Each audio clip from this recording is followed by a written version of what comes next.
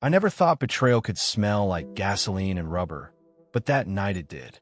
It was a Saturday evening in late autumn, and when I opened the trunk of my old Chevy Impala, I saw a black duffel bag shoved awkwardly under the spare tire. I hadn't put it there. My hands trembled as I unzipped it, and the sight froze me where I stood. Inside were rolls of cash, wrapped tight with rubber bands, mixed with small plastic bags of white powder. My own son had put it there, thinking I wouldn't notice. My name is Raymond Holt, 56 years old, a retired machinist from Dayton, Ohio. I've worked every damn day of my life, from the time I was 16 until my back gave out 3 years ago. I raised my boy, Ethan, alone after his mother left. I was the dad who skipped nights out with the guys so I could make his lunches. I was the man who ironed his little shirts for picture day, who shouted myself hoarse on the bleachers at his baseball games. And this was how my son paid me back? I didn't yell. I didn't storm into the house. Instead, I sat down on the cool concrete of the garage floor and just stared at that bag. My heart wasn't just breaking, it was drowning. All those years, I fought to keep him safe from the world. And now it seemed he had become part of the very darkness I feared. I knew if I called him out too soon, he'd deny it. He'd spin it back on me, maybe even make me feel guilty. So I zipped it shut, slid it back in place, and closed the trunk slowly like burying a coffin. That night, I barely slept. Every creak of the house, every sound of a car on the street, made me wonder if the police would storm in. Or worse, what if the people who owned that money came looking for it? When I finally drifted off, I dreamed of Ethan as a boy again, 5 years old, climbing into my lap with sticky fingers from a popsicle, promising me he'd never leave me. I woke up with tears on my face. The next morning, over coffee, Ethan strolled into the kitchen, grinning like he was still the innocent boy I remembered. "Morning, Dad," he said casually, grabbing the orange juice. My chest burned with questions, but I swallowed them like hot coals. Instead, I studied him quietly, the way he avoided my eyes, the sudden way his phone buzzed, and he flipped it over fast. Something had changed in my son, something dark. I decided then I wouldn't confront him just yet. I would wait, watch, learn. If he thought his old man was blind, he was wrong. I had spent my whole life protecting him. Maybe it was time to protect myself from him. And that's when I made my choice. I wasn't going to throw the bag away. I wasn't going to call the police. Not yet. Instead, I was going to put it somewhere Ethan would least expect. The question was, where? When Ethan was born, I thought God had handed me a second chance at life. I was 29, working double shifts at the machine shop, my back always aching, but when I held him for the first time, none of that mattered. His tiny fists gripped my finger, and in that moment I swore, no matter what it cost me, this boy would never feel the kind of emptiness I grew up with. My own father had walked out on us when I was 10. I told myself I'd die before I did the same to Ethan. Life wasn't easy. His mother, Claire, had fire in her spirit but ice in her patience. By the time Ethan was 7, she had packed her bags and left for a man in Cincinnati. I remember Ethan standing by the front door, backpack slung over his shoulder, asking, "She's coming back, right, Dad?" My throat tightened, but I nodded. I lied. She never came back. From then on, it was just me and him, a team of two against the world. I learned how to braid hair when he wanted to wear it long like the boys on TV. I learned how to cook more than frozen dinners because he loved spaghetti on Friday nights. When he had nightmares, I'd sit at the edge of his bed, rubbing his back until he drifted off. I never complained, not once, because raising Ethan was my purpose. He was my pride. But the first cracks began to show when he hit high school. At first, it was small things, slamming doors, skipping chores, the smell of cigarette smoke clinging to his hoodie. Then came the bigger lies. Money missing from my wallet, new sneakers I knew I hadn't bought, friends with glassy eyes hanging around the porch. I confronted him once, after finding a vape hidden under his mattress. He swore up and down it was his friends, that he was just holding it. I wanted to believe him so badly that I did. Still, there were moments that reminded me of the boy I knew. While I threw my back out at work, Ethan sat by my hospital bed all night, cracking jokes and feeding me cafeteria pudding. On my 51st birthday, he surprised me with a fishing trip up north, just the two of us. We laughed the way we used to, and for a little while, I thought maybe things were turning around. Maybe the world wasn't stealing my son after all. But it didn't last. After graduation, Ethan drifted. He tried college for a semester but dropped out, said it was a waste of time. He bounced between jobs, delivery driver, warehouse packer, even a stint at a car wash, but nothing stuck. Every time I tried to talk to him, he shut me out with a quick, "I got it, Dad. Stop worrying." I should have pushed harder. I should have forced him to face the truth. But every time I saw his tired eyes, I remembered that little boy clutching my finger in the hospital, and I let him slide. That's what fathers do. We forgive even when we shouldn't. Now, standing in the present, with that black duffel bag burned into my memory, I realized something chilling. Ethan wasn't lost anymore. He had chosen his path, and the path he chose was dangerous. Still, I couldn't help but ask myself, was it my fault? Did I love him too much, protect him too much, forgive him too much? Did my devotion create the very man who betrayed me? The weight of those questions sat heavy on my chest as I looked at Ethan across the breakfast table that morning. He laughed at something on his phone, and for a brief second, I saw the boy I used to know.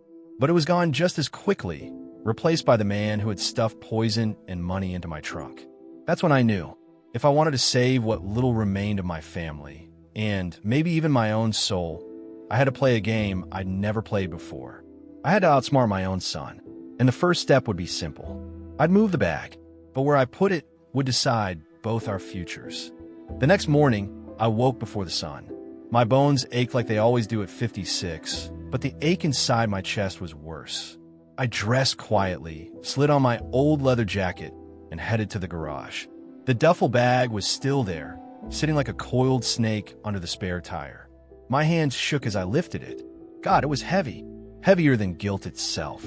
I thought about driving straight to the police station, but then I imagined Ethan's face when the cuffs snapped around his wrists. I imagined his life ending before it even started. And maybe part of me was afraid of what people would say about me, about my family. The old man's son, a drug dealer. No, not yet. So instead, I did something Ethan never would have expected.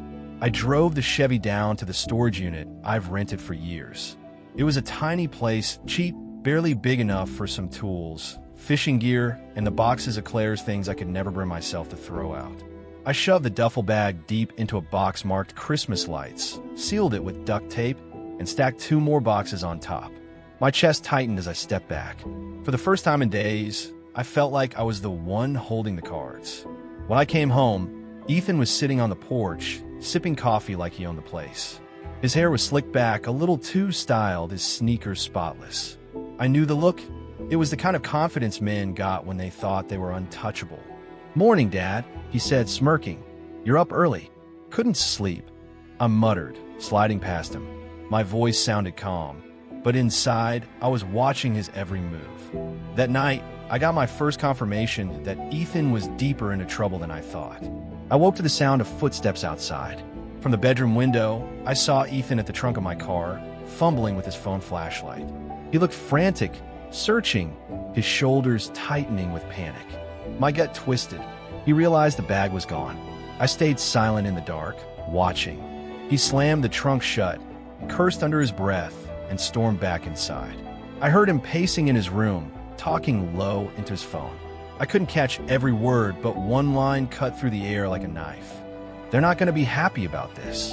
That was the moment I realized this wasn't just about my son making bad choices. This was about survival. Someone dangerous was involved, and Ethan had put both of us in their crosshairs. The next day, Ethan was on edge. He snapped at me for asking simple questions, flinched every time his phone buzzed, and disappeared for hours. But when he came home, he tried to act normal, sitting with me at dinner like nothing was wrong. He even laughed at some dumb joke on TV. But I knew better. A father knows when his son is lying. As I washed the dishes, I stared at my reflection in the window. For 56 years, I'd been the kind of man who followed the rules, who worked hard, who believed that doing the right thing mattered. But now, the rules had changed. My son had dragged me into a world I didn't understand, and the only way out was to be smarter than the people pulling his strings. I dried my hands, walked past Ethan's door, and listened to the faint sound of his voice on the phone again. He whispered words like money, pickup, and tomorrow. My stomach dropped. Tomorrow. That meant they'd be expecting the bag. And tomorrow, I was going to give them a surprise they'd never forget. I didn't sleep that night. Every tick of the clock hammered into my skull like a warning bell. Ethan's whisper from the night before, pick up, tomorrow, looped in my head. For 56 years, I had lived by schedules, alarms, punch cards, and paychecks. Now, my son's schedule wasn't about time cards or overtime, it was about crime, about survival, maybe even about death. At 6 a.m., I brewed a pot of coffee strong enough to peel paint, sat at the kitchen table, and made a plan. The bag was hidden safe in the storage unit. They'd expect Ethan to show up with it. And when he didn't, someone dangerous was going to start asking questions. I had two choices: call the cops and hand it over, risking Ethan's future, or keep playing along, pretending I was part of a shadowy world, just long enough to figure out who had their claws on my boy. I chose the second, not because it was smart, but because a father doesn't hand his son over to wolves until he's tried every damn thing to drag him back. By mid-morning, Ethan was jittery. He paced the living room, phone in hand, muttering curses under his breath. Yeah, I'll be there, he snapped in the phone. His jaw clenched, his knuckles white. Big plans today? I asked, pretending to read the newspaper. He froze. His eyes darted to me, then away. Just a job thing, he muttered. On a Saturday? I asked lightly. He smirked, but it didn't reach his eyes. The world doesn't stop on weekends, Dad. He grabbed his jacket, shoved his phone into his pocket, and headed for the door. My gut told me to let him walk away, but my heart, my damned father's heart, told me to follow. I waited 2 minutes, then grabbed my keys. The sky was heavy with gray clouds as I trailed Ethan's Honda down I-75. He drove fast, too fast, weaving through traffic like someone being chased. My old Chevy rattled, struggling to keep up, but I stayed far enough behind not to spook him. Finally, he turned off onto a deserted road outside the city, past warehouses and old factories that hadn't run since the 90s. My stomach nodded. Nothing good ever happened in places like this. I parked 2 blocks away, slipped my cap low, and followed on foot. My knees screamed with every step, but fear pushed me forward. That's when I saw them. 3 men stood by a black SUV, smoking cigarettes, their eyes cold as stone. One was tall, bald, with tattoos curling up his neck. Another had a scar across his cheek, his leather jacket too clean for a man in this part of town. The third was short but wide, like a bulldog, his arms folded tight. Ethan approached, his shoulders squared, but I could see the tremor in his hands from where I hid behind a rusted dumpster. You got it, the bald one asked, voice low and sharp. Ethan swallowed hard. It's complicated. Scarface stepped forward, close enough that I thought he might hit my boy. What the hell do you mean, complicated? Ethan's voice cracked. I had it, but something happened.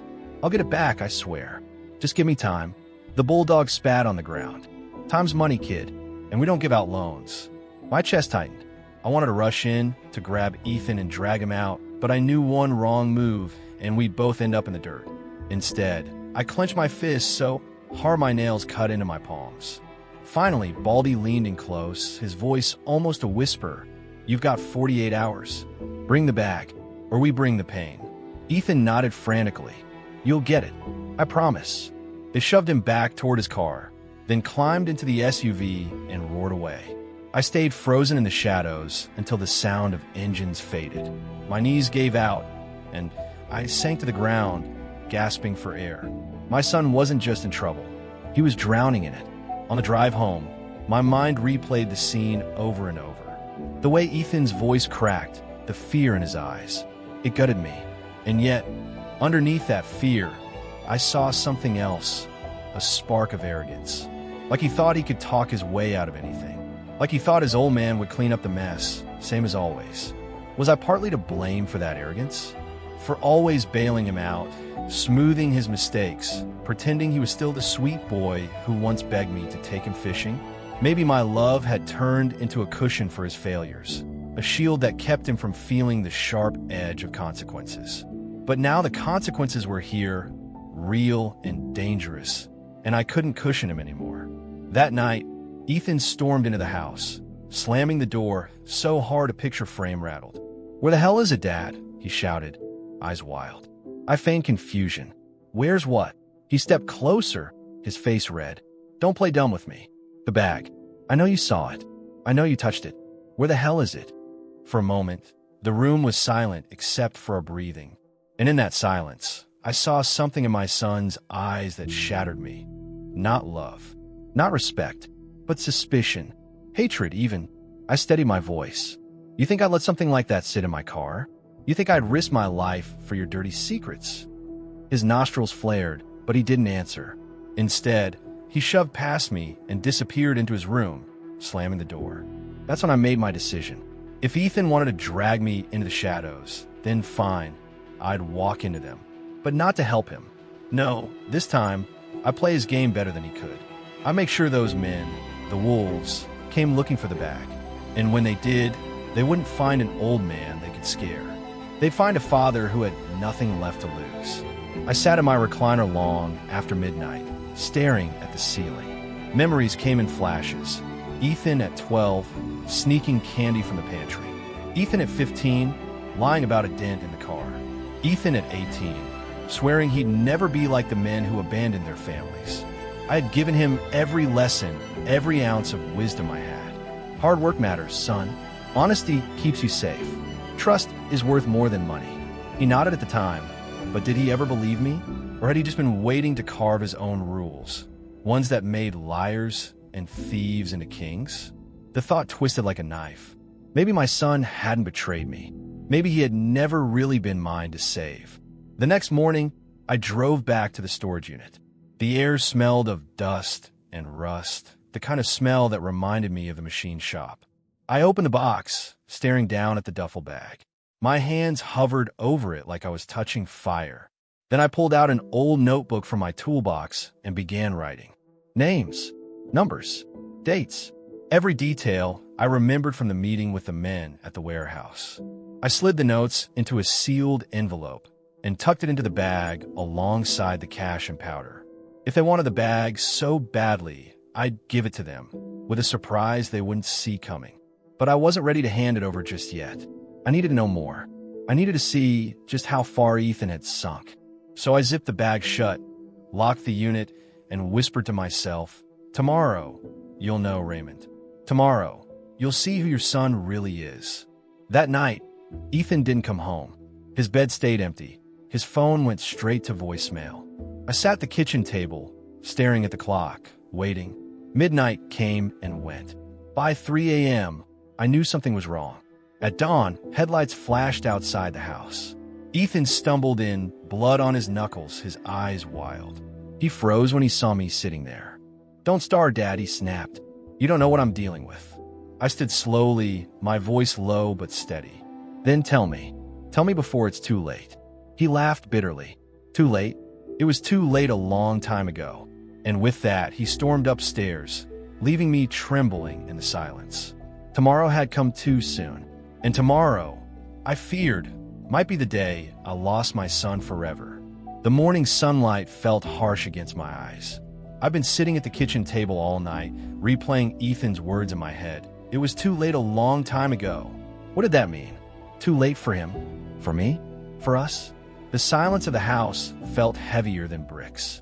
At 9 a.m., Ethan finally came downstairs. His knuckles were swollen, his shirt stained with dirt, his eyes bloodshot. He grabbed the coffee pot, poured it into a mug, and drank without looking at me. I watched every movement, the way his hands trembled, the way he avoided my eyes. "You want to talk about last night?" I asked. He let out a bitter laugh. "Talking doesn't fix anything. You came home covered in blood, Ethan. It's not mine." His tone was flat, almost casual. That chilled me more than if it had been. I set my coffee down, leaning forward. "These people you're running with, they'll eat you alive. You know that, right?" He slammed the mug down, so hard coffee splashed across the table.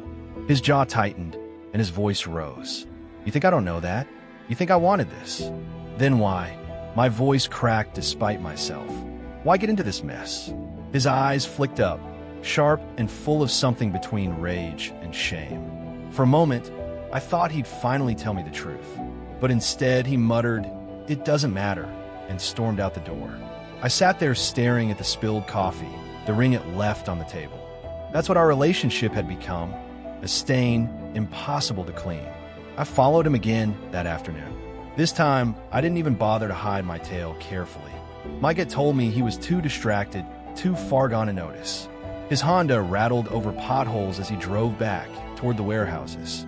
I parked a block away, crouched low behind a chain-link fence, and watched.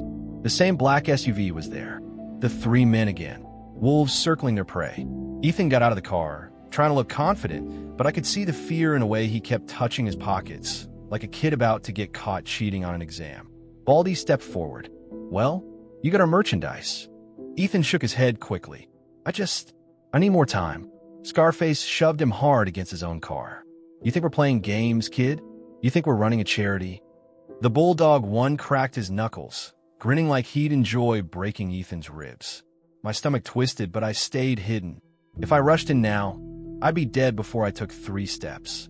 Baldy leaned close, his voice carrying across the lot. "Tomorrow. No excuses. Bring the bag, or you'll regret ever being born." I felt the blood drain from my face. They weren't just threatening Ethan, they were threatening his life. When they shoved him back toward his car, I slipped away, my hands trembling so bad I could barely turn the key in my ignition. Back home, I went straight to the garage. I pulled out the toolbox, grabbed the duffel bag, and carried it into the kitchen. The weight nearly dragged my shoulder out of its socket. I unzipped it again. The same rolls of cash, the same bags of powder. But now, when I looked at it, I didn't just see drugs and money. I saw chains around my son's neck. Chains he'd chosen, but chains all the same. I took out the notebook I'd been writing in. I added more details, descriptions of the men, their car, the location of the meeting. I was building a map, a plan, not just for myself, but in case something happened to me. Someone needed to know the truth. Then, slowly, an idea began to take shape. Dangerous, reckless, but maybe my only chance. If they wanted the bag so badly, maybe I could use it to pull Ethan out of their grip. Maybe I could turn their greed against them. But to do it, I need Ethan to believe I was on his side. That night, when Ethan came home, I was waiting in the living room. The duffel bag sat on a coffee table between us. His eyes widened when he saw it. "You." I cut him off. I know what's going on."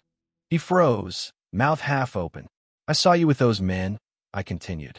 "I followed you. I know what you've gotten yourself into." His face went pale. Then anger. "You followed me? Are you insane?" "Insane is thinking you can play with men like that and come out alive," I shot back. "You're in over your head, Ethan, and you know it." He paced the room, running his hands through his hair. "You don't understand. I didn't have a choice. There's always a choice." "No," he shouted. "Not when you owe people like that. Not when they hold everything over you." The silence after his words was thick, suffocating. I wanted to ask what he owed, why he'd done it, but I knew pressing now would make him shut down. Instead, I pushed the bag closer to him. "Tomorrow, you're going to give this to them." He stared at me, confused. "You are helping me?" I met his eyes, steady. "I'm not helping you. I'm saving you. And this," I tapped the bag, "is how we start." His eyes darted between me and the bag. Suspicion etched into every line of his face. But under the suspicion, there was relief. He thought his father was bailing him out again. And maybe I was. But not in the way he thought. That night, after Ethan went to bed, I unzipped the bag one more time. I slid the envelope of notes deep into the stack of cash, sealed it tight. If those men got their hands on the bag, they'd find more than they bargained for. A breadcrumb trail. A trap. I sat back in the chair, staring at the bag, listening to Ethan's footsteps pacing upstairs. My hands shook, not from fear, but from something darker. Rage. Rage that those men thought they could use my son like a pawn. Rage that Ethan had let himself be used. Rage that my life's work, raising him, protecting him, loving him, had brought me here. Tomorrow, everything would change. Either I would lose my son for good, or I would finally rip him free from the claws that had sunk into him. The next morning, Ethan came downstairs already dressed, his hands shaking as he reached for the bag. "Where are you meeting them?" I asked. His eyes flicked to mine. "You don't need to know." "Yes, I do." If you think I'm letting you go alone, you're out of your damn mind. He hesitated, then sighed. The warehouse. Then we'll go together. He stared at me for a long moment, suspicion clouding his face. But finally, he nodded.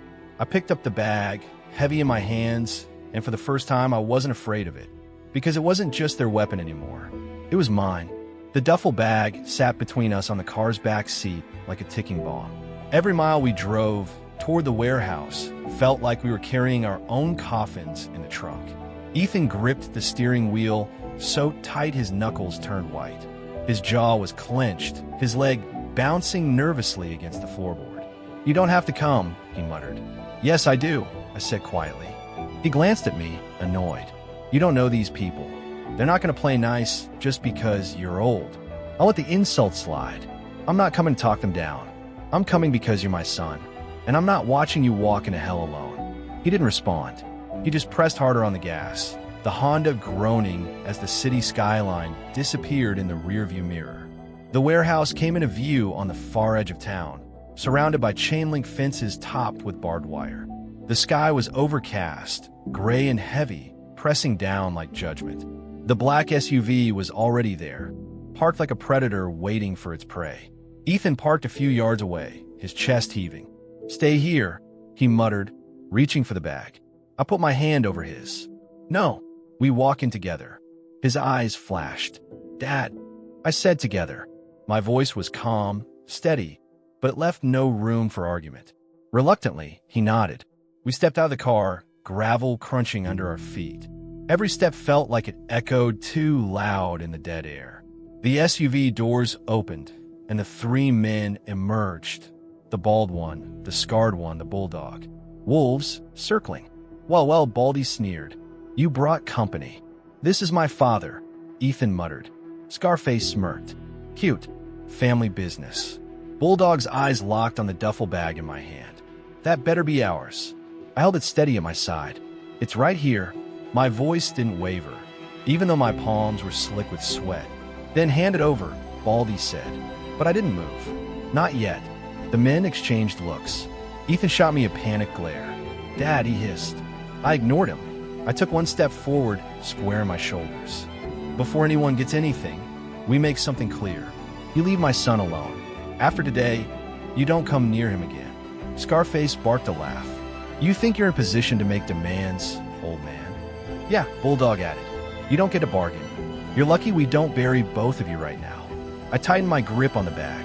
My heart hammered, but I forced myself to meet their eyes. "You want what's in here, you'll listen. Because if anything happens to my son, if you so much as look at him wrong, what's inside this bag will burn your entire operation to the ground." The laughter stopped. The air grew colder. Baldy stepped closer, squinting at me. "What the hell are you talking about?" "I'm saying," I said slowly, "you're not the only ones who know what's in this bag. I've left information where it'll be found if I don't walk out of here alive. Names, dates, places. Enough to make sure cops and feds start sniffing around everything you've built. You touch him, you deal with me, dead or alive."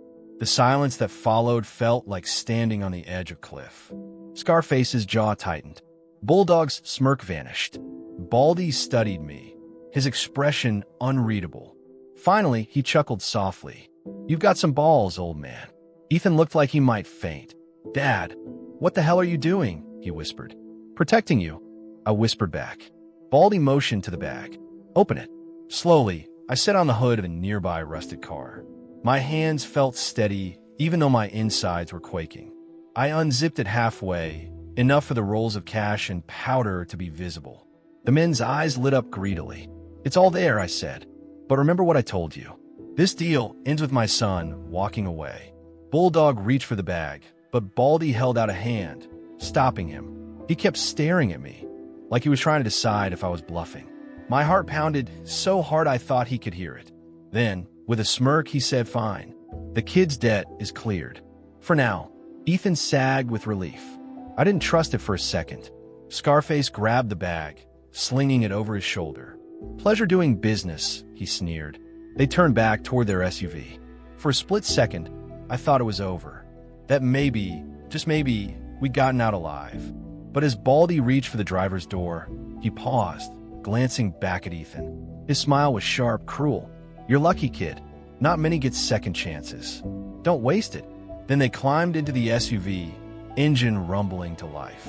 Tires spat gravel as they drove off, the duffel bag disappearing with them. I stood frozen, my chest heaving, sweat dripping down my back. My bluff had worked for now. Ethan turned to me, his face pale. "What did you do? What the hell did you just do?" I looked at him, my voice low but firm. "I saved your life." He shook his head, panic in his eyes. "No, you don't get it. You don't know these guys. They're not just gonna walk away. They'll check the bag. They'll find what you put in there." My blood ran cold. He was right. The notes I'd hidden inside would eventually be discovered. And when they were, the wolves would come back, angrier than before. But I didn't regret it. Not for a second. I placed a hand on his shoulder. "Then we'll be ready for them." Ethan stared at me, breathing hard, his face torn between anger and fear. Finally, he pulled away. "You're gonna get us both killed, Dad." He stormed back to the car, leaving me standing there in the empty lot, the sound of the SUV fading into the distance. Maybe he was right. Maybe I just lit the fuse on something that would destroy us both. But as I stood there, I realized something. For the first time in years, I wasn't just reacting to my son's mistakes. I was fighting back. And if the wolves wanted to come for me, let them. I've been underestimated my whole damn life. This time, they'd learn what a desperate father was capable of. I didn't have to wait long. 2 days after the meeting at the warehouse, I knew the trap I planted in that bag had been discovered. It started with the black SUV idling outside our street for nearly an hour. No one got out. They just sat there, watching. I closed the curtains and pretended not to notice, but inside, my chest pounded like a war drum. By nightfall, the phone calls began. At first, Ethan ignored them, pacing in his room, muttering curses under his breath. Then his phone lit up with a name I didn't recognize, and when he answered, his face drained of color. "What do you mean there was paper in the bag?" His voice cracked, rising with panic. "No, I didn't know. It wasn't me. I swear." I stood in the hallway, listening through the thin walls. His words cut into me like knives. "Please, just give me a chance to fix it. I'll find it. I'll fix it, I promise." When the call ended, he punched the wall so hard the drywall cracked. I stepped into the doorway. "They know." He spun around, his face red, eyes wild. "What did you do, Dad? What the hell did you put in that bag?" "I put the truth," I said calmly. "Enough to make them think twice before they came near you again." His hands balled into fists. "You think this is a game? You just painted a target on my back. On yours too. You were already a target." I snapped. "At least now, we're not blind." He shoved past me, storming into the kitchen. "You should have stayed out of it. You don't know how deep this goes." I followed, my voice low but sharp. "Then tell me. Tell me how deep. Because if you don't, those men won't just come for you. They'll come for both of us." Ethan slammed his fist on the counter. His shoulders sagged, his voice breaking. "I owe them. 10 grand. I borrowed it when I lost my job. I thought I could flip it, make it back quick. But it spiraled. And when I couldn't pay, they made me a mule. Deliveries. Pickups. Then that bag." I closed my eyes, shame flooding me. All my years of working, saving, sacrificing, and my son had sold himself to wolves for a quick way out. "You should have come to me," I whispered. He laughed bitterly. "And what would you have done? You live on a pension, Dad. You've got nothing." The words hit harder than a punch. He was right. My body was broken from decades at the machine shop. My savings barely covered bills. I couldn't have written a check to save him, even if he had asked. But money wasn't the only thing a father had. "Maybe I don't have 10 grand, I said, "but I've got something those men don't. Patience, and nothing left to lose." He stared at me like I was crazy. Maybe I was. That night, I stayed awake in the living room, shotgun across my lap. Every creak of the house, every shadow outside, kept me on edge. Around 3 a.m., a rock smashed through the front window, glass spraying across the carpet. A note was tied to it. "Tomorrow. Warehouse. Bring the real bag. Or he dies." I held the note in my trembling hands, the words blurring. They weren't bluffing. If I didn't do something, Ethan was as good as dead. Ethan stumbled downstairs at the sound of the crash. When he read the note, his face went pale. "They're not kidding," he whispered. I know. His hands shook. We have to run. Leave town. Now. I shook my head. You can't outrun men like this. They'll find you. They'll never stop. Then what? His voice cracked. What do we do, Dad? You're the one with all the plans, right? Tell me how we get out of this. I looked at him, really looked at him. The boy I raised was buried under fear, anger, and desperation. But deep down, he was still mine, and I wasn't about to let him go without a fight. We don't run, I said. We ended. The next morning, I drove back to the storage unit. Ethan came with me, silent, jittery, his leg bouncing like a jackhammer. I opened the box where the duffel had been. Empty, but I planned for that. I pulled out another box, smaller, heavier. Inside were things I'd been saving for years. My father's old hunting rifle, boxes of shells, and a battered notebook full of names of people I trusted from the machine shop. Men who owed me favors. Men who wouldn't ask questions. Ethan's eyes widened. You're gonna fight them? With this? You'll get us killed. I shut the box with a snap. Maybe, but I'd rather die fighting than live begging.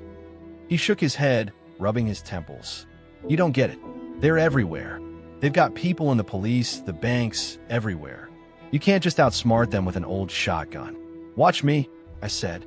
That night, we sat in silence at the kitchen table, the broken window covered with plywood. Ethan stared at his hands. I stared at him. Finally, he whispered, Why are you doing this? After everything, after I lied, stole, dragged you into this, why are you still fighting for me? I swallowed hard. My throat ached. Because I'm your father, and that means when you fall, I fall. When you bleed, I bleed. And when the wolves come for you, they'll have to go through me first. His eyes glistened, but he looked away. You're gonna get killed for me. Maybe, but at least I'll know I didn't give up on you. Not like your mother, not like the world. The silence that followed wasn't heavy this time. It was fragile, like a thread tying us together again, frayed but still there. The next day, we drove back to the warehouse. This time I was ready. I had the hunting rifle in the trunk, hidden under a blanket, and tucked into my jacket pocket was something else, a flash drive with scanned copies of every note I'd made.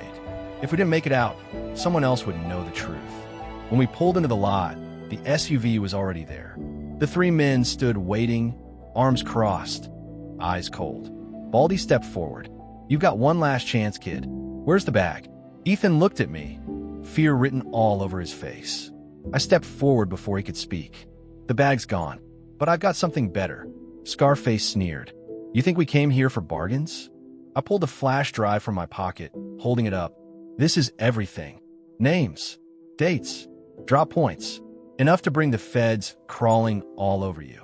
You kill us, it gets out. You let us walk, maybe it disappears. The men froze. For the first time, I saw hesitation in their eyes.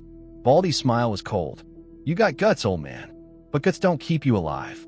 He motioned to Bulldog, who reached into his jacket. My hand went to my coat pocket where the revolver sat. My finger brushed the trigger, and that's when Ethan stepped forward, his voice shaking but loud. Stop. He's telling the truth. You kill him, you'll have every cop in Ohio breathing down your necks. He's not bluffing. All eyes turned to him. My son, my broken, reckless, stubborn son. He wasn't cowering anymore. He was standing. And for the first time in years, I saw the boy I used to know, the one who once promised me he'd never leave me, standing right there in front of me.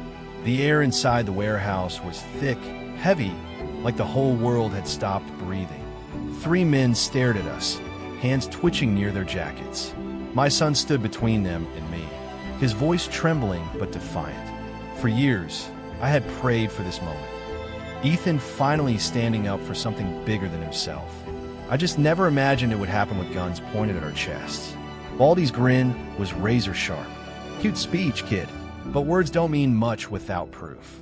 I tightened my grip on the flash drive. Already made copies.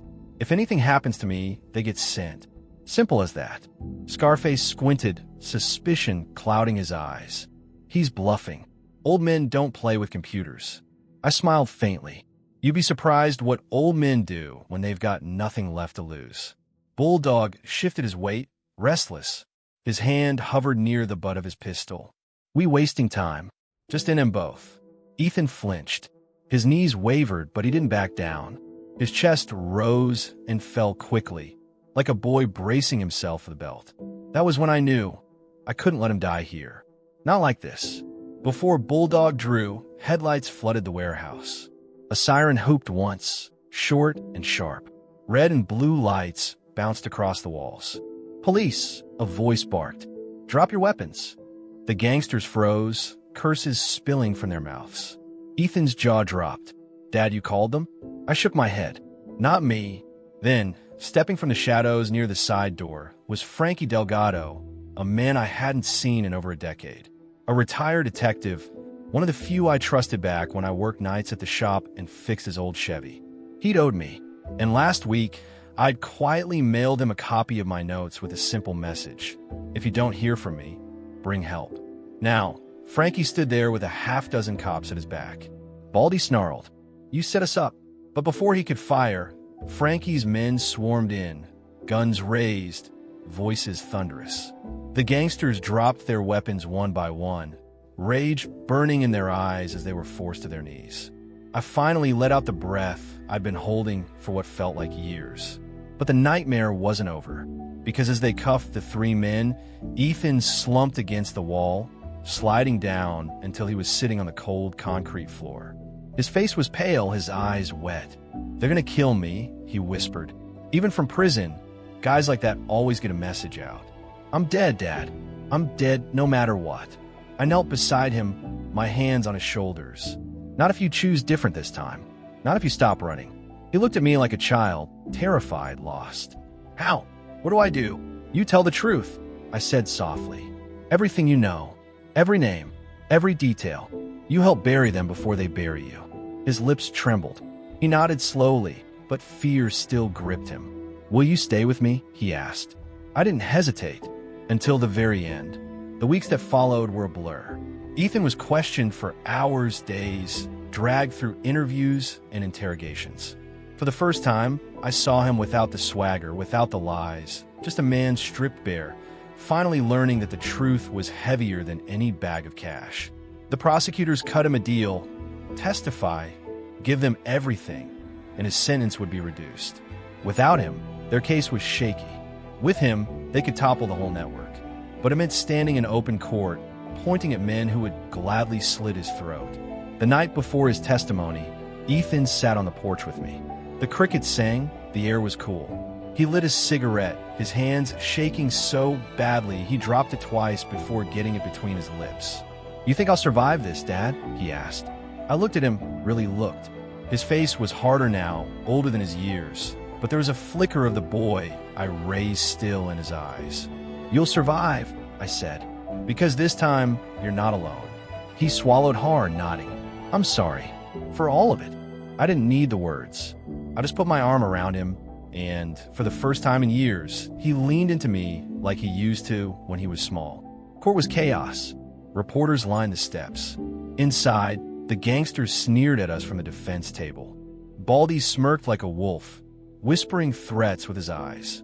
Ethan's voice shook when he first began, but then he looked at me, sitting on the bench just behind him, my hand gripping my cane, my eyes locked on his. And slowly, his voice grew stronger. He named names, dates, drop points. He exposed their entire network, piece by piece, the words slicing through years of fear. The jury leaned forward. The prosecutor smiled faintly. And for once, the wolves didn't look so powerful. It took hours. But when Ethan finally stepped down, his shoulders sagged with exhaustion. He looked at me, waiting, like a boy waiting for his father's approval. I nodded, just once, firm, proud, and he broke into quiet tears. Months later, the verdict came. Guilty, all counts. The leaders got life without parole. The others would never see daylight again. Ethan didn't walk free. His deal meant 5 years, maybe less with good behavior. When the sentence was read, he bowed his head, not in shame, but in relief. As the guards led him away, he turned back to me.